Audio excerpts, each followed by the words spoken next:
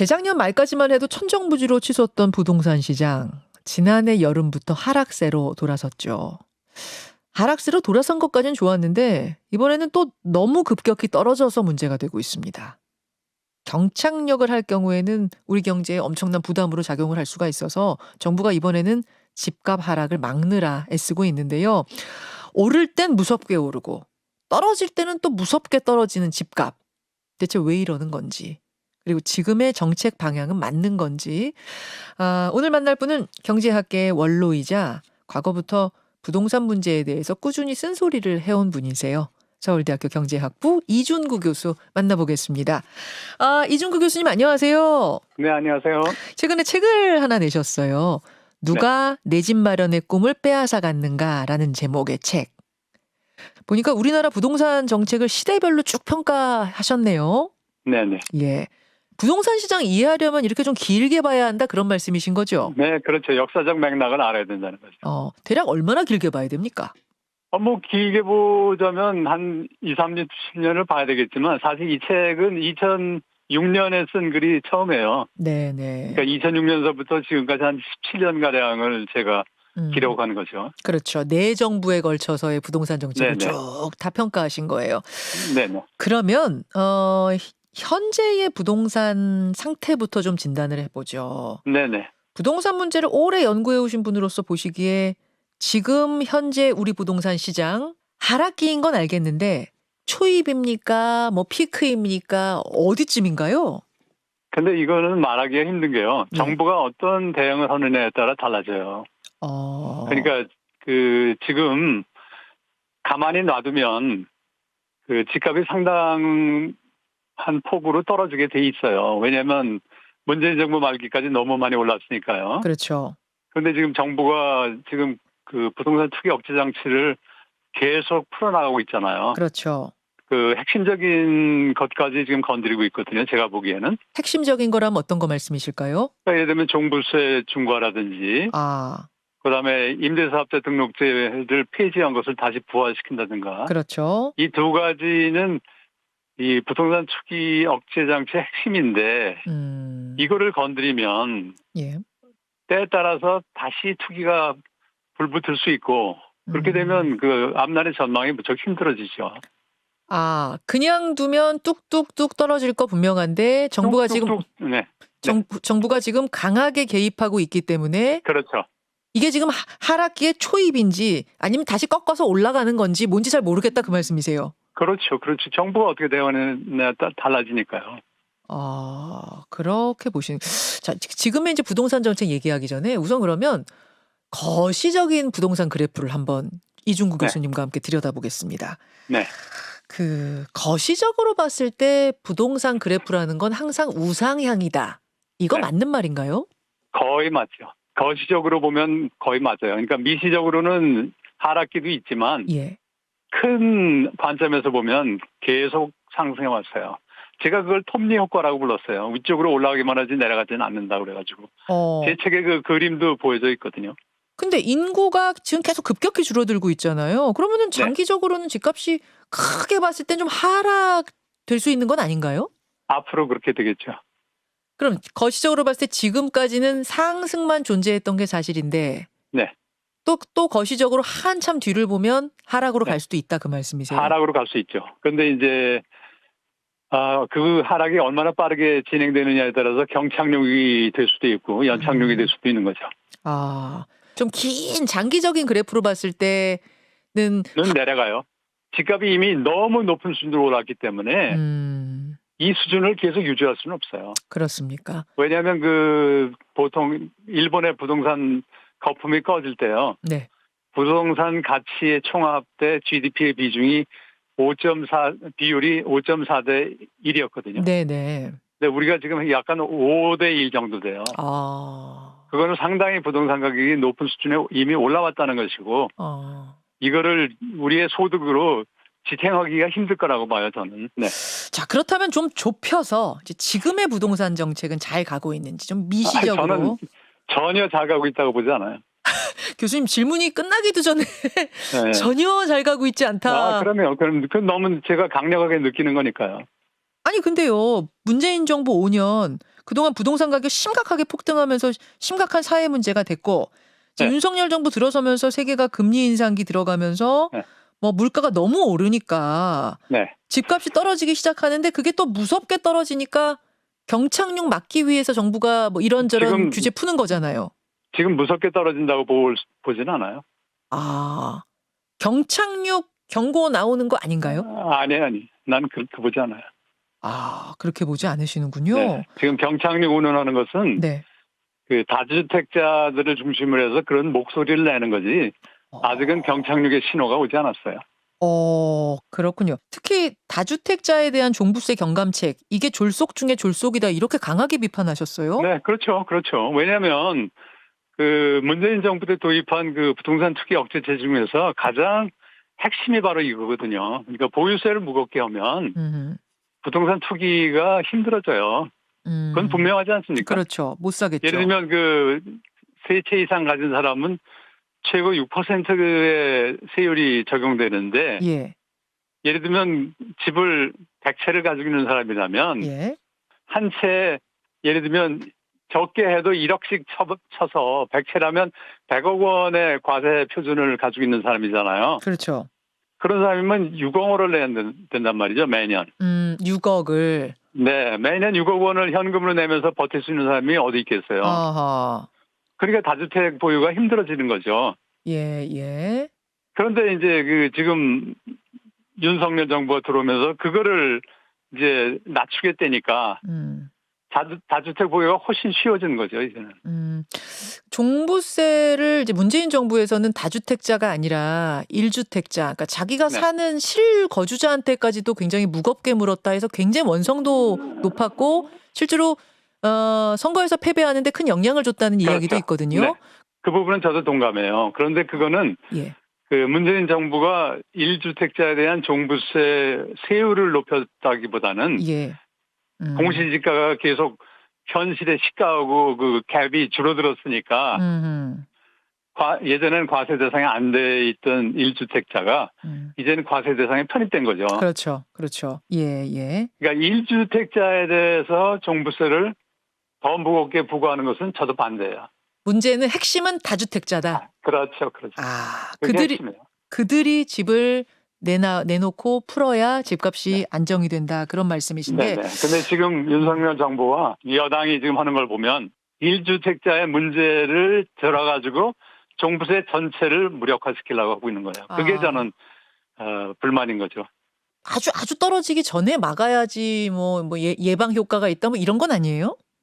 뭐 그런 얘기는 할 수 있어요. 그런데 그렇게 하게 되면 예. 뭐 조금만 뭐 예를 들면 병에 징후가 있을 때 극약 처방을 할 수 있는 거 아니에요? 그런 식으로 따지자면. 그렇게 보시는군요. 네네. 그래서 다주택자한테까지 왜 종부세를 푸는지 요거 이해가 안 간다 이해가 안 되는 하셨고 거죠. 또 하나는 임대사업자들에 대한 혜택을 다시 부활한 거 요거 이해 안 간다. 예, 그게 저는 핵심이라고 봐요. 왜냐하면 지금 예를 들면 빌라왕 그런 문제들이 지금 사회 문제화하고 있잖아요. 예. 근데 예를 들면 1000채를 어떻게 가지고 있겠습니까? 이건 임대사업자 등록제 때문에 가능한 거거든요. 아하. 예를 들면 1000채를 가지고 있는 사람은 한 채에 1억씩 하면 1000억 원이고 네. 세금을 6%를 종부세를 내게 되면 60억을 1년에 내야 되는데 그렇죠. 60억을 내면서 버틸 사람이 어디 있겠습니까? 없죠. 근데 임대사업자 등록제 하에서 그 사람들에게는 임대된 주택에 대해서는 종부세가 전면 면제되니까 한 푼도 내지 않으니까 그게 가능한 거거든요. 그렇군요. 그러니까 그런 것들을 다시 재현시키는 거죠. 그런 일들을. 그럼 교수님의 진단 하에는 네.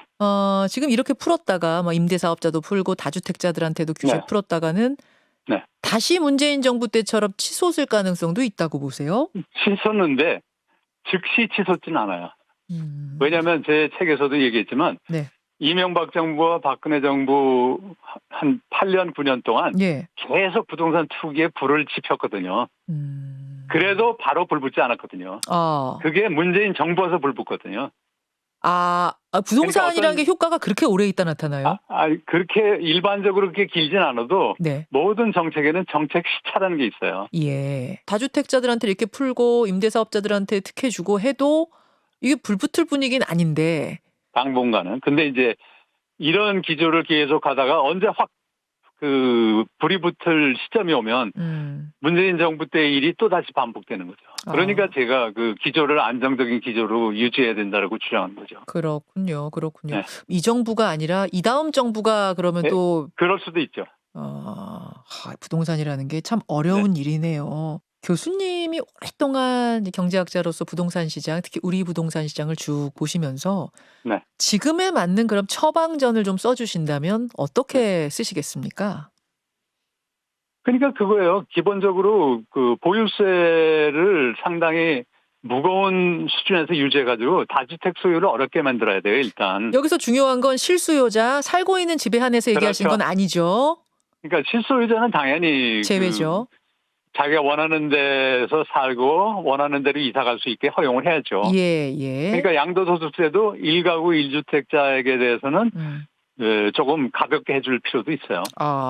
근데 이제 이 보수 정부의 입장은 이 다주택자야말로 우리나라 임대주택의 공급에 핵심적 역할을 한다 이런 얘기를 하거든요. 그들이 그렇기 때문에 다주택자들한테 혜택을 줘서 임대주택의 공급을 원활하게 만들어야 세입자들이 삶이 편해진다 이런 논리거든요. 그런 얘기 진짜 또 많이 해요. 맞아요. 그러니까 그거 아니라고 보세요? 아니죠. 그럼 공급은 결국 누가 주도적으로 해야 된다고 보세요? 결국은 다주택자가 생겨요. 다주택자에게 세금을 중과해도 다주택자는 생길 수밖에 없어요. 왜냐하면 생각해 보세요. 우리나라의 주택이 지금 총 1,000만 채가 있다고 그래요. 근데 자기 집을 살 수 있는 사람, 최소 한 채 이상 살 수 있는 사람이 800만 명이라고 한다면 200만 채가 임대주택으로 나오는 거거든요.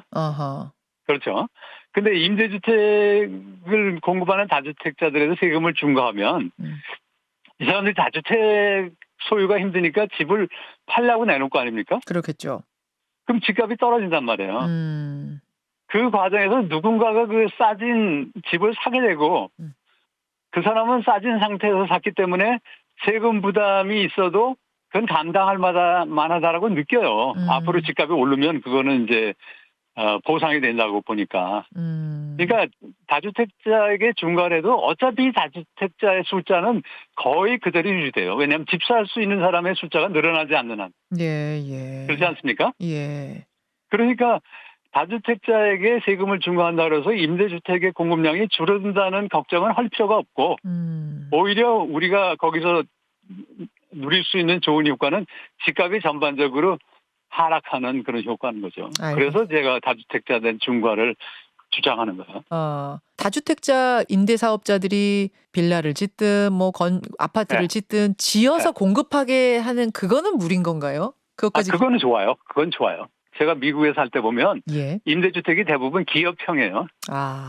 그거는 왜 좋으냐면 그거를 건축하면서 임대주택의 공급량이 늘어나고 그다음에 그 기업에 대해서 일종의 규제를 하거든요. 규제를 해가지고 임대료를 마음대로 올리지 못하게 하고 그다음에 일단 거기 들어가면 임의로 나가라고 할 수가 없어요. 특별한 요건이 갖춰지지 않는 한. 그런 식으로 장치를 많이 해놓는군요. 근데 우리나라는 개인이 하니까 내가 딴 사람한테 줄 테니까 너 나가라 할 수도 있고 너 지금 집값 임대료가 올라가니까 2억을 더 내라 이렇게 할 수도 있잖아요. 그렇죠. 그러니까 임차인의 입장이 무지무지하게 불안한 거죠.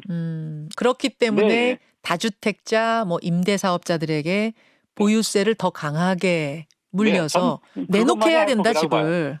또 있습니까 혹시 교수님? 그거 아니에요. 저는 다른 규제들은 오히려 풀어가야 된다고 봐요. 그러니까 다른 규제들은 풀고 단순화해가면서 보유세 중과라는 그러한 투기 억제 장치의 핵심은 유지하는 것이 정답이라고 보는 거죠.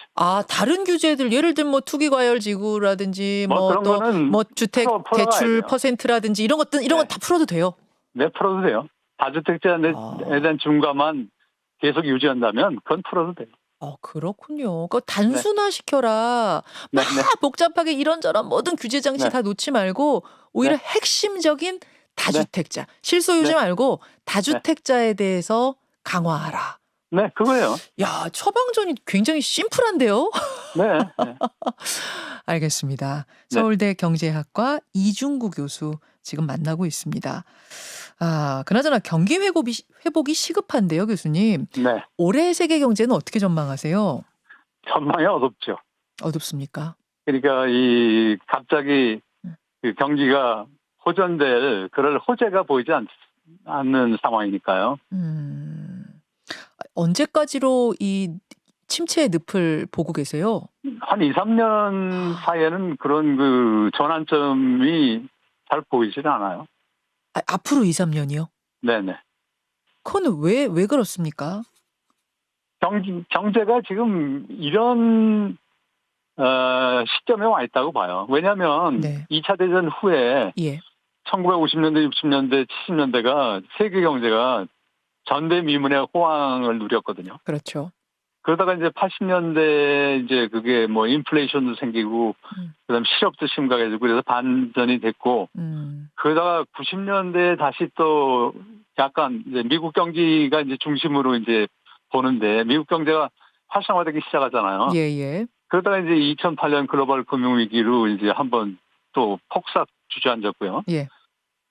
그러다가 이제 조금 회복이 되려고 그러니까 또 코로나가 생겼고요. 그렇죠.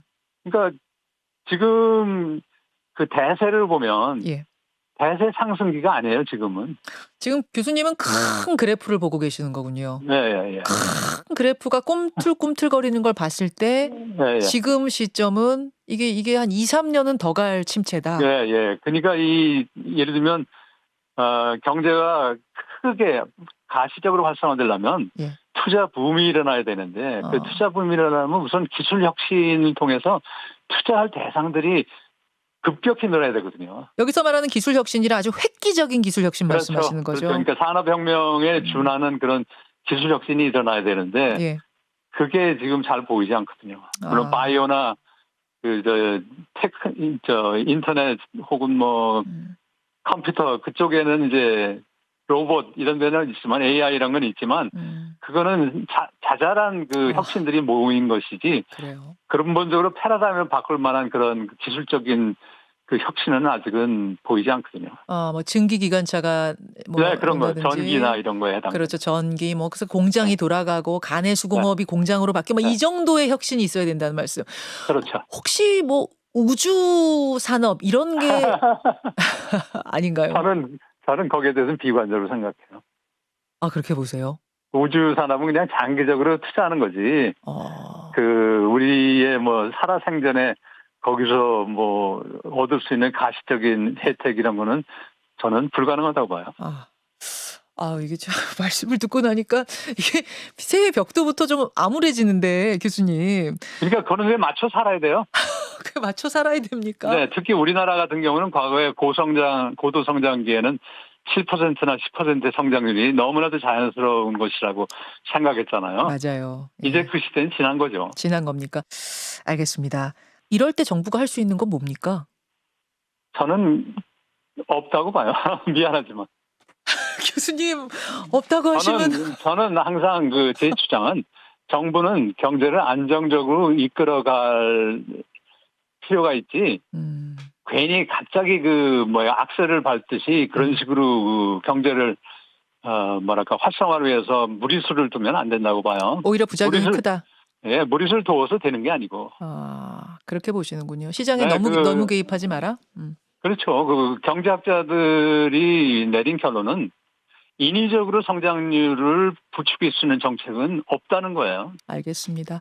그럼 국민들 개개인은 뭐 이럴 때 그냥 소비 줄이고 이른바 짠테크 하는 것밖에는 아니에요. 소비 줄이면 안 되죠.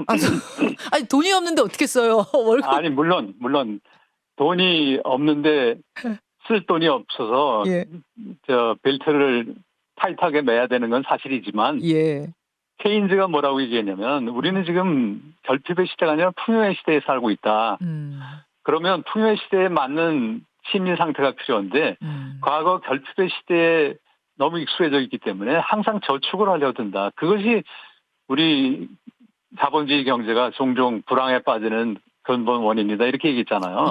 그러니까 지금 이 상황에서 국민들이 개개인의 입장에서 볼 때는 허리들이 졸라매야 되지만 음흠. 모두가 졸라매면 모두가 어려운 상황에 빠지게 되는 거예요. 쓸 수 있는 사람은 써야 되는군요. 근데 소비 심리가 죽으면 안 되잖아요. 무슨 소비 심리가 살아나야 되잖아요. 그죠? 무슨 말씀이신지 알겠습니다. 그러니까 개인의 참인 것이 집단에도 참은 아니에요. 오늘 교수님의 이 전망을 쭉 듣고 나름의 합리적인 판단을 하시기를 바라면서 그렇죠. 교수님 오늘 귀한 시간 내주셔서 정말 감사드리고요. 네네. 예, 건강 잘 챙기시고요. 언제 한번 스튜디오로 또 모시겠습니다. 네네네. 고맙습니다. 고맙습니다. 서울대학교 경제학부 이준구 교수였습니다. 김현정의 뉴스쇼는 시청자 여러분의 참여를 기다립니다. 구독과 좋아요, 댓글 잊지 않으셨죠? 알림 설정을 해두시면 평일 아침 7시 20분 실시간 라이브도 참여하실 수 있습니다.